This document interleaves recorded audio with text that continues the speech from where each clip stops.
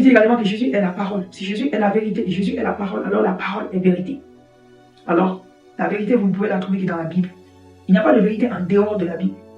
Tout ce qui n'est pas inscrit dans la Bible n'est pas vérité. La vérité, c'est ce qu'il y a dans la Bible. Ce n'est pas ce que les scientifiques nous apprennent. Ce n'est pas ce que les grands psychologues nous apprennent. Ce n'est pas ce que les philosophes nous enseignent. C'est la Bible qui nous dira la vérité.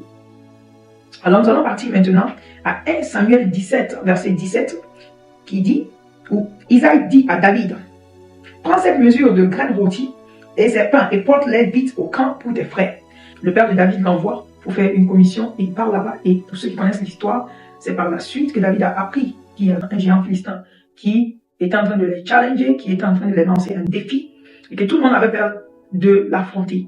Et David a décidé de l'affronter et nous savons qu'il a eu la victoire. Et c'est comme ça son chemin a commencé à être tracé et c'est comme ça que la destinée de David a commencé à changer.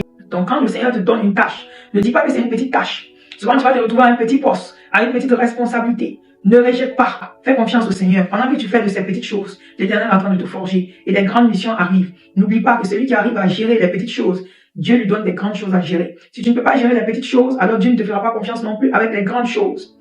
Alors nous allons aller maintenant à Luc, le chapitre 17, verset 17 qui dit, « Alors Jésus dit, ils sont bien 10 qui ont été guéris, n'est-ce pas? Où sont donc les 9 autres? » Alors Jésus rencontrèrent 10 lépreux et il les guérit. Il a dit d'aller voir le prêtre et revenir. Et seulement un seul revient. Et ce seul était un étranger, c'était un samaritain. Et tous les 9 autres ne reviennent pas. Et Jésus dit, il a guéri 10 personnes. Comment un seul revient? Et il dit à ce seul-là, parce que tu as eu foi en moi, tu es sauvé. Sois différent des autres. Ne suis pas le groupe. Ne fais pas ce que tu vois les autres faire. Sois différent. Nous devons nous comporter par conviction et par foi.